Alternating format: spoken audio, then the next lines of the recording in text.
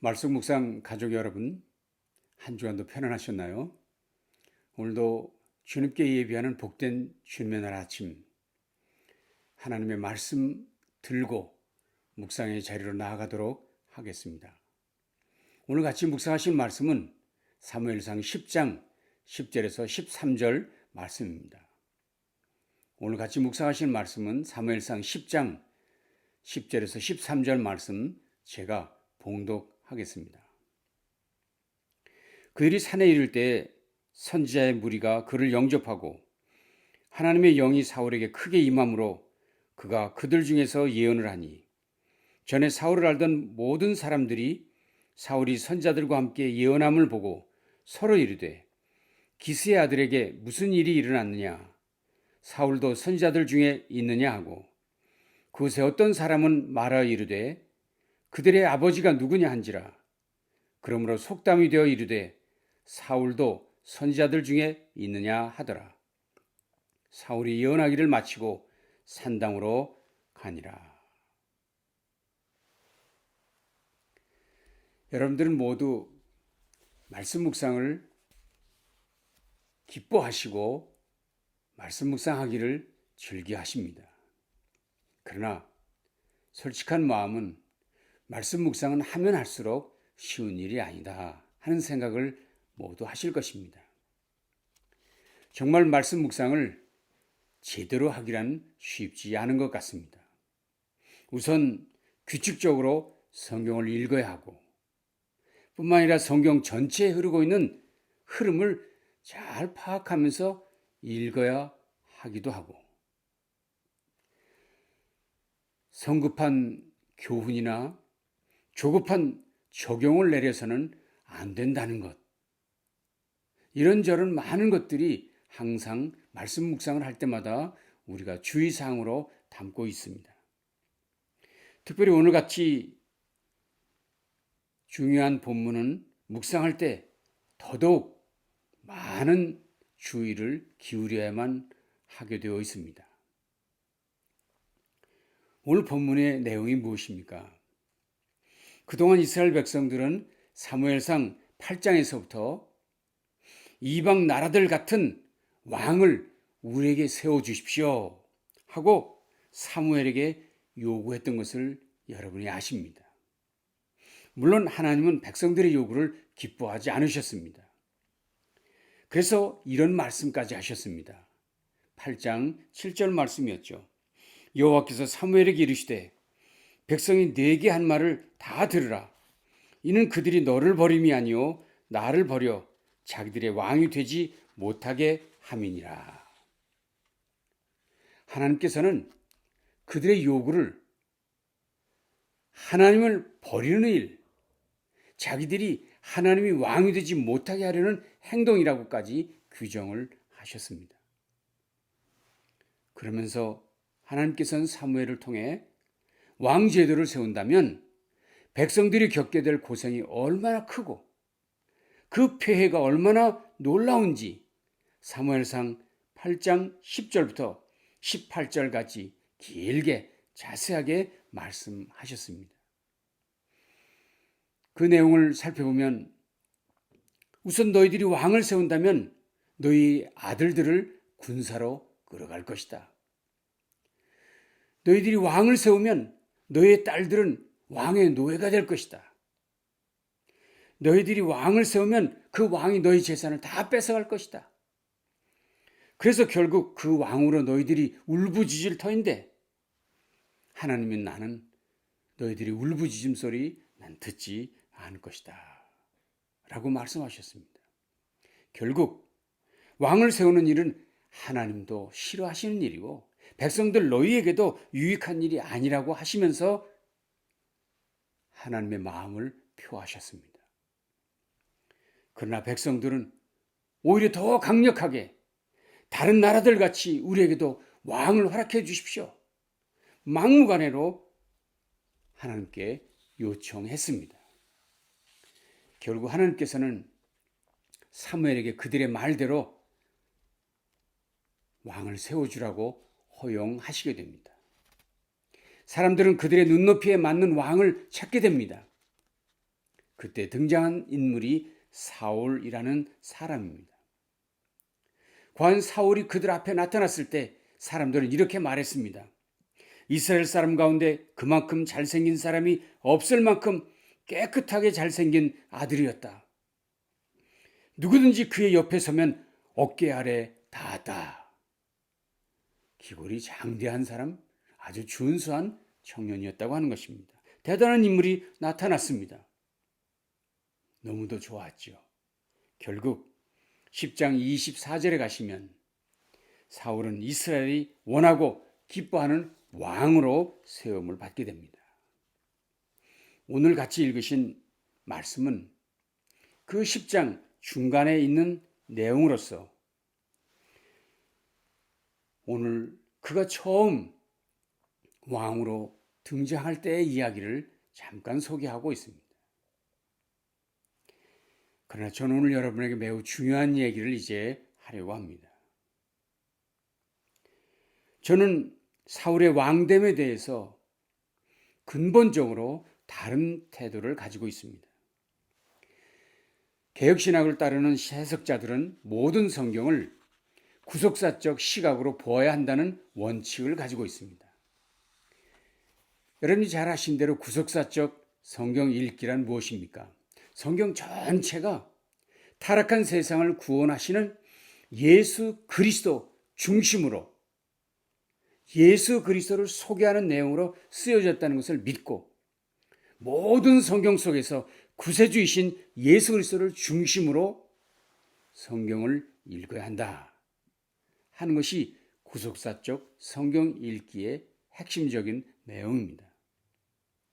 저는 우리 말씀 묵상을 사랑하는 모든 분들도 이런 동일한 자세를 가지고 성경 읽기를 하시기를 부탁합니다.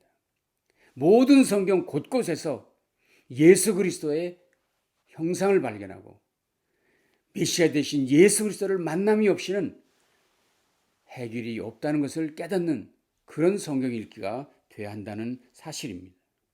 자, 그런데 그런 구속사적 성경 읽기의 입장에서 보면 오늘 본문의 주인공이 되고 있는 사울은 하나님의 구속사와는 전혀 관계가 없는 마치 이방 나라들과 같은 임금 중 한 사람일 뿐이라는 것을 여러분은 아시게 됩니다. 그래서 저는 개인적으로 사울은 이스라엘의 첫 번째 임금이 아니다. 저는 이렇게 생각하고 그동안 가르쳐 오기도 했습니다. 물론 오늘 본문을 보면 하나님의 사람인 사무엘이 그에게 기름을 부었습니다. 9절에서는 하나님이 새 마음을 주셨다고도 했습니다. 그리고 그 징조로 하나님의 영이 사울에게 크게 임했고 선지자처럼 예언까지 했다고 얘기했습니다. 뿐만 아니라 각 지파에서 선출된 대표들이 제비뽑기를 했는데 그 제비뽑기에서도 사울이 선출됐다. 그래서 결국 이것은 하나님의 뜻이었구나 하는 것을 인정할 수밖에 없을 것 같은 생각을 갖게 합니다. 자, 그러나 그럼에도 불구하고 저는 사울은 하나님이 세우신 일꾼이 아니라는 점을 이야기하고 싶습니다. 그 가장 중요한 이유는 사울은 유다 지파가 아니라는 사실 때문입니다. 사울은 유다 지파가 아니라는 사실. 이게 왜 중요할까요? 창세기 49장에 보면 분명히 이렇게 말씀했습니다. 임금의 지휘봉이 유다를 떠나지 않고 통치자의 지휘봉이 자손 만대까지 이를 것이다. 권능으로 그 자리에 앉을 분이 오시면 만민이 그에게 순종할 것이다. 이게 무슨 내용이지요? 야곱이 12아들들에게 한 축복의 예언들이었습니다. 근데 그 12아들에게 예언한 내용 중에 유다에게 왕권이 이어질 것, 그를 통해서 메시아가 올 것을 예언하고 있었습니다. 관 성경은 그 예언대로 유다 지파를 통해 왕권이 이어졌고 그 속에서 다윗이 등장하고 그리고 결국은 예수님이 오신다는 것을 시종일관 주장하고 있다는 것을 우리는 잘 알고 있습니다. 이스라엘이 남북으로 나뉘어졌을 때에도 남북의 정통성은 어느 곳에 있었습니까? 북쪽 이스라엘이 아니라 남쪽 유다에게 있었습니다. 왜 그렇습니까? 유다 나라만이 유다 지파에 의해서 왕들이 세워져 갔기 때문입니다. 이스라엘의 왕은 유다 지파여야만 가능했습니다. 그런데 사울은 유다 지파가 아니라 베냐민 지파였습니다. 그래서 그런지 놀랍게도 사무엘상 9장 1절은 이 사실을 반복 강조하고 있습니다. 1절입니다. 베냐민 지파의 기스라 이름하는 유력한 사람이 있으니 그는 아비엘의 아들이요 스롤의 손자요 벳고랏의 증손이요 아비야의 현손이며 베냐민 사람이더라. 베냐민 사람이라는 말을 2번이나 강조하고 있습니다. 그러니까 사울은 하나님의 예언과는 달리 베냐민 지파였다는 것을 강조하고 있는 것입니다. 본문은 사울이 하나님이 말씀하신 왕이 아니었다는 것을 강조하는 것이라고 생각할 수 있다는 것입니다.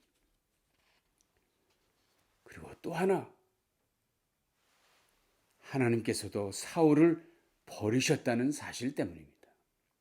이 얘기는 성경 곳곳에서 얘기했습니다. 사무엘상 15장 26절 사무엘이 사울에게 이르되 왕이 여호와의 말씀을 버렸으므로 여호와께서 왕을 버려 이스라엘 왕이 되지 못하게 하셨음이니이다.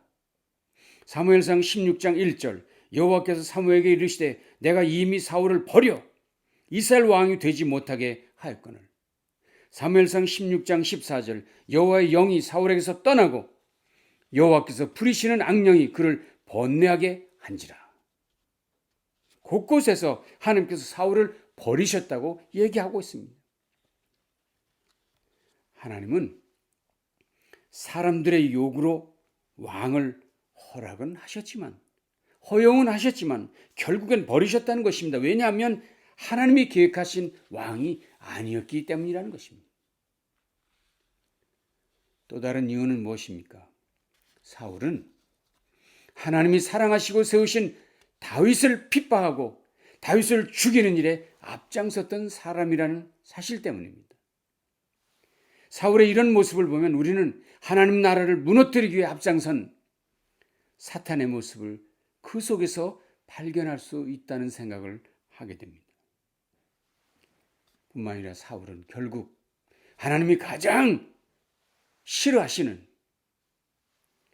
자살로 인생을 마감했습니다.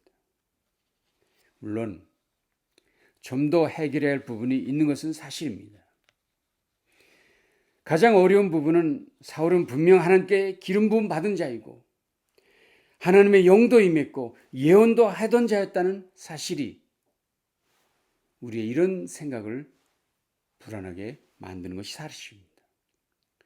오늘 본문에서도 내게는 여호와의 영이 크게 임하리니 너도 그들과 함께 예언을 하고 변하여 새 사람이 되리라고 언급하고 있는 것이 사실입니다. 9절은 이렇게도 말씀했습니다. 그가 사무엘에게서 떠나려고 몸을 돌이킬 때 하나님이 새 마음을 주셨고 그날 그 징조도 다 응하니라. 하나님께서 사울을 새 사람이 되게 하셨다. 사울에게 새 마음을 주셨다고 이야기하고 있기 때문입니다.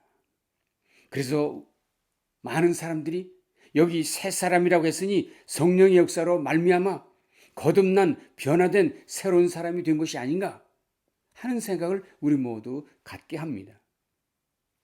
실제로 그런 이야기를 하시는 분들이 많습니다. 그러나 여러분 잘 생각해 보십시오. 여기 새 사람이란 말의 히브리 단어는 사실은 생각을 달리 해봐야 할 뜻을 가지고 있습니다. 다시 말하면 여기 새 사람이라는 히브리어 단어는 랩 아헬이라고 되어 있는데 랩이란 말은 심장, 하트를 말하는 말이고 아헬이란 말은 다르다, different, another란 뜻을 가지고 있습니다.